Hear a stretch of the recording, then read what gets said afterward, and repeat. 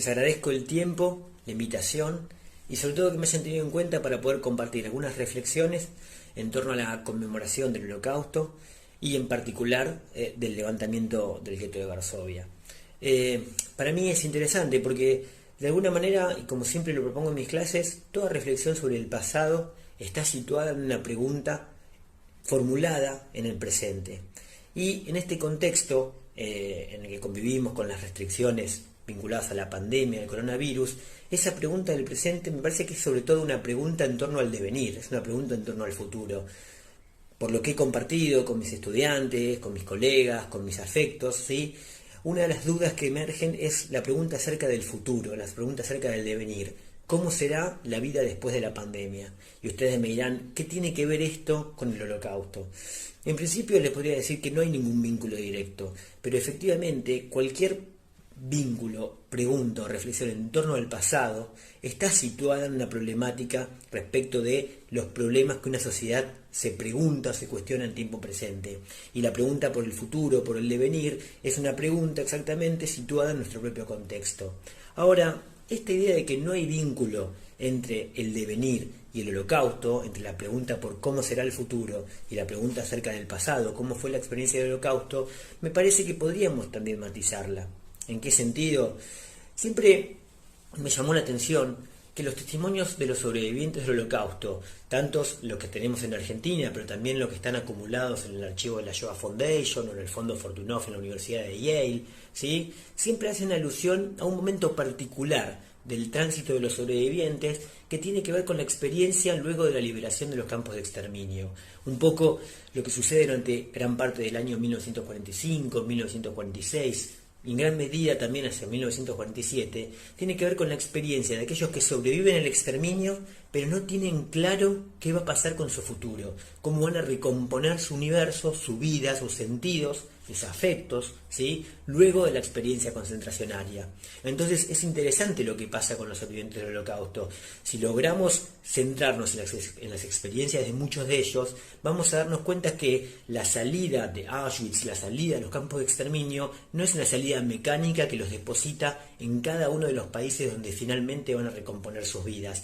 Es interesante porque lo que nos podemos encontrar muchas veces es que las trayectorias son más bien sinuosas. Algunos vuelven a Polonia, algunos se quedan en Alemania, algunos viajan a Francia, van a Palestina, que luego será el Estado de Israel, vienen a Argentina, antes pasan por Paraguay, algunos llegan a la Argentina pero luego se van a México o Estados Unidos.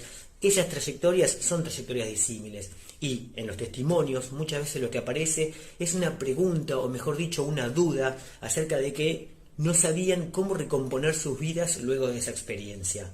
En ese sentido, si de algo nos sirve volver en este contexto al Holocausto, ¿sí? Es también pensar, o de alguna manera, aminorar las ansiedades respecto de cómo será el futuro, qué es lo que nos espera. Efectivamente hay momentos de clivajes, de rupturas en las trayectorias de nuestras vidas que nos someten a este tipo de experiencias y que de alguna manera, ¿sí?, nos invitan a pensar que el futuro no es algo dado, no es algo natural, es una experiencia que también se construye y que depende, obviamente, de nuestras propias trayectorias, de nuestras propias biografías, pero a la vez de la contingencia, de acontecimientos que nos son externos y que de alguna manera van pautando el desarrollo de nuestras vidas. No quiero decir que la pandemia, el coronavirus y las restricciones sean lo mismo que Auschwitz y los campos de exterminio. Está claro que eso no es así, pero un poco la incertidumbre, las incertezas acerca de cómo es la vida en el futuro es algo que podemos rastrear también, ¿sí?, en la experiencia de los sobrevivientes tras la liberación de los campos de exterminio. Siempre me acuerdo que cuando empecé a trabajar sobre el Holocausto era muy común preguntarme y preguntarnos acerca de si podemos hablar de la liberación de los campos de exterminio. Alguien que pasó por ahí fue liberado, se libera a alguien que atravesó la experiencia del nazismo. Bueno, en parte podríamos decir que sí, empíricamente sí, el nazismo es una experiencia en un punto acabada y los sobrevivientes han podido rehacer su vida en otras latitudes, en otros territorios, pero sin embargo, ¿sí?, algo de esa experiencia ha permanecido atada, ¿sí?, al paso por el campo de exterminio. Uno podría decir, ¿cómo serán nuestras vidas después de esto? Bueno, nadie tiene una respuesta afirmativa acerca del futuro, pero efectivamente nuestras vidas se van a rehacer, pero algo acerca de cómo pasamos la experiencia, ¿sí?, quedará en nuestra memoria, en nuestras subjetividades, en nuestros modos de tramitar nuestros vínculos afectivos y el vínculo pedagógico. No puedo también dejar de pensar que la conmemoración del Holocausto en esta fecha está anclada y centrada, obviamente, en Yom HaShoah, pero sobre todo, sí, en la conmemoración del levantamiento del gueto de Varsovia. Y esto me parece central porque, a ver, pone también una palabra, o amerita poner una palabra sobre la experiencia de la resistencia a grandes rasgos, pero sobre todo la resistencia de los judíos durante el nazismo, durante el periodo de vigencia del régimen nacionalsocialista y la persecución de los judíos en Europa. Y esto me parece que debería ser una puesta en valor o una revisión acerca de las dimensiones conmemorativas que tiene el Holocausto.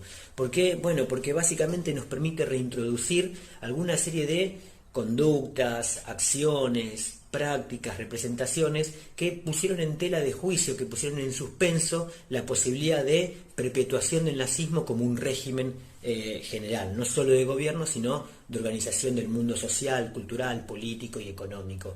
Y en ese sentido, si bien la experiencia de la resistencia se centra y se ancla en la resistencia armada contra el fascismo, la resistencia armada contra el régimen nazi, es cierto que hemos recuperado a lo largo del tiempo otras experiencias que, si bien no son definidas como resistencias en un sentido más bien conceptual, ¿sí?, nos permiten ver distintos modos de oposición, ¿sí?, podríamos ir a las lógicas imperantes del régimen nacionalsocialista.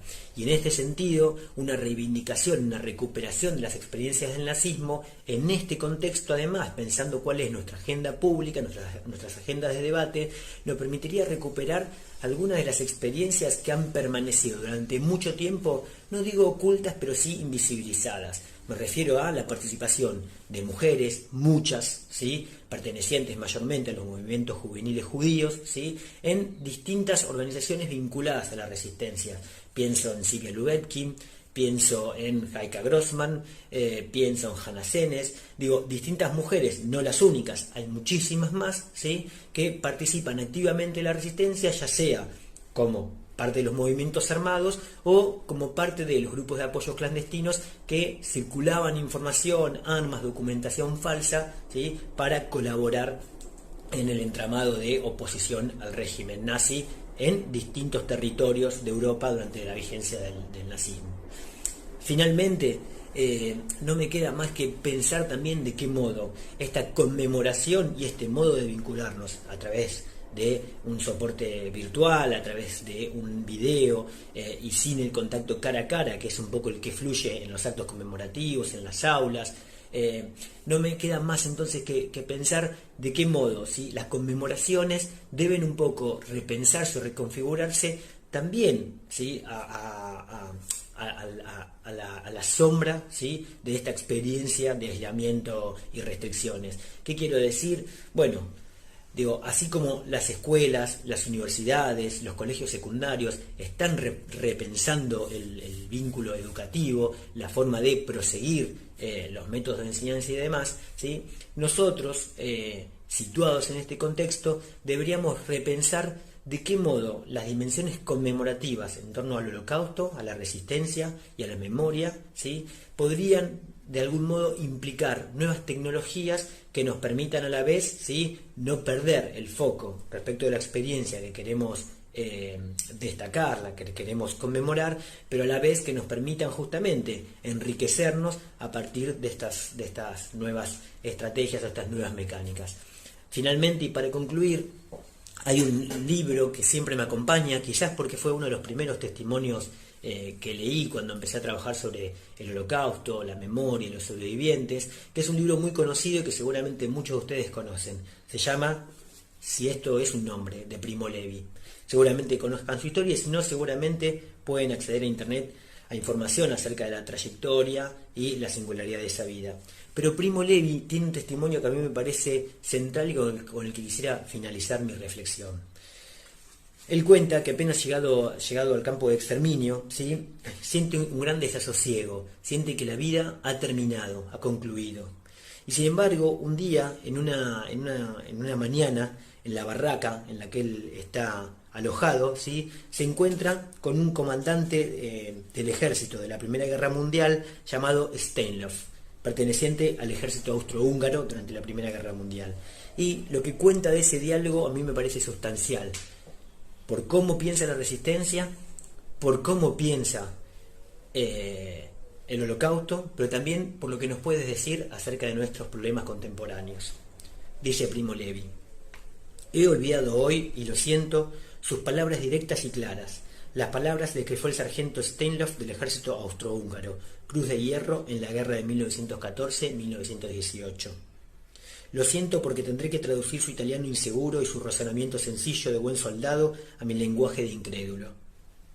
Pero este era el sentido, que no he olvidado después ni olvidé entonces, que precisamente porque el lager, el campo de exterminio, es una gran máquina para convertirnos en animales, nosotros no debemos convertirnos en animales, que aún en este sitio se puede sobrevivir, y por ello se debe querer sobrevivir, para contarlo, para dar testimonio, y que para vivir es importante esforzarse por salvar al menos el esqueleto, la armazón, la forma de la civilización.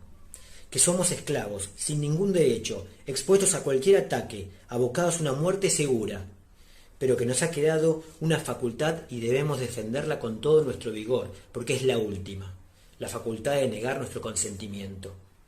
Debemos, por consiguiente, lavarnos las caras sin jabón, en el agua sucia, y secarnos con la chaqueta.